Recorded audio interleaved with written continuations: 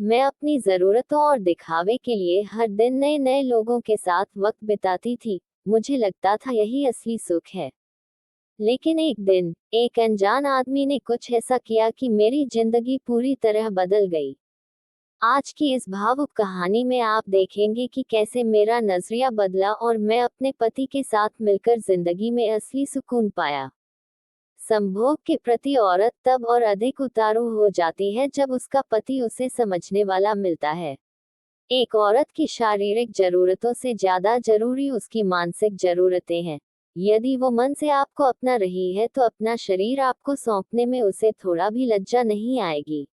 लेकिन अब समय बदल गया है। आजकल की औरतों को मानसिक जरूरत पूरा करने वाला लड़का नहीं चाहिए, बल्कि ऐसा लड़का चाहिए को उसकी फिजिकल जरूरतों को भी पूरा कर सके। और फिजिकल जरूरत से मेरा मतलब शारीरिक संभोग से नहीं है, बल्कि ये वो जरूरतें हैं जिसे दुनिया को इसे दिखानी है। बड़े शहर के बड़े कॉलेज में पढ़ने वाली लिबरल सोच रखने वाली लड़की थी। मैं हर हफ्ते एक नई ड्रेस चाहिए थी। हर 2 महीने पर के डेस्टिनेशन पर जाना होता था। महीने में 4 बार बाहर खाना होता था। मेरे पति कोशिश तो करते थे, लेकिन मेरे खर्चे उसने संभाले नहीं जाते थे। उन्होंने कभी कुछ बोला नहीं, लेकिन उनके भाव से लगता था कि वो अंदर से नहीं चाहते कि मैं इतने खर्च को करूं। जब मुझे लगने लगा कि अब ये मेरी जरूरतें पूरी नहीं कर रहे, तो मुझे बहुत से ऐसे लोग मिले पार्टी में या किसी टूर इवेंट पे, जो मेरी जरूरतों को पूरी करते थे। कोई मुझे दोस्ती के नाम पर शॉपिंग करवाता, कोई नई जगह घूमने का ऑफर करता।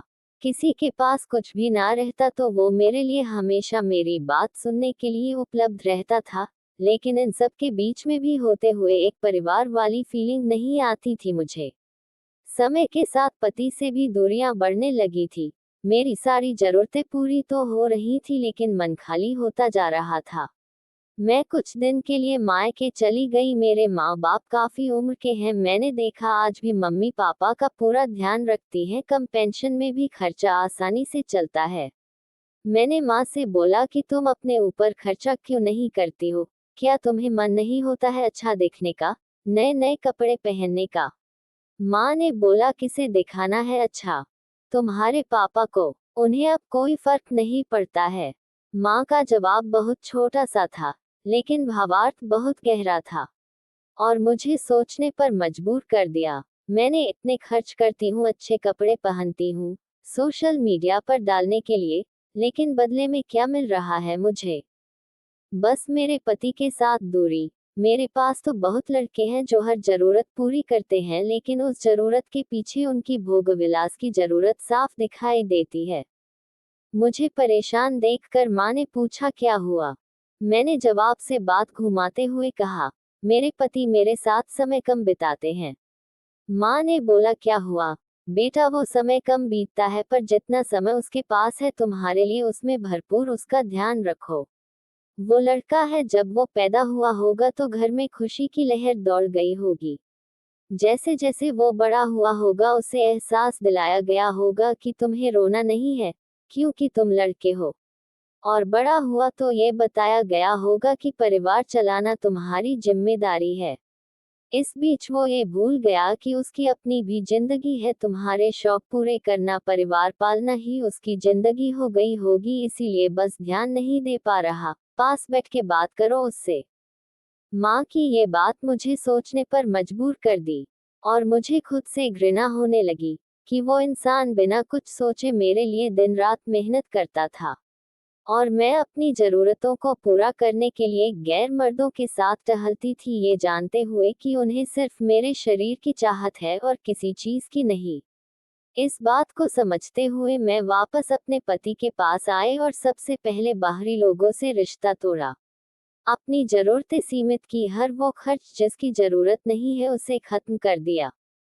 हर वो चीज जो सिर्फ एक बाहरी दिखावा है उसे खत्म किया। आज शादी को पूरे 7 साल हो गए हैं। मैं और मेरे पति, हम दोनों का खर्च बेहद कम है, पर कमाई कहीं ज्यादा।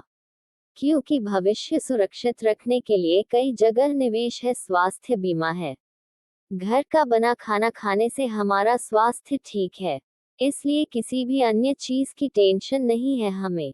और मैं सच बोल रही हूँ, कम जरूरत में ही जिंदगी खूबसूरत होती है, सुकून भरी होती है। आजकल की लड़कियां शादी करने जाती हैं तो वो ऐसा लड़का ढूंढती हैं जो उनकी हर जरूरत पूरी कर दे। क्योंकि मैं भी आजकल की लड़की ही थी। पर आपकी जरूरत हमेशा और की चाहत रखती है जो अनंत है।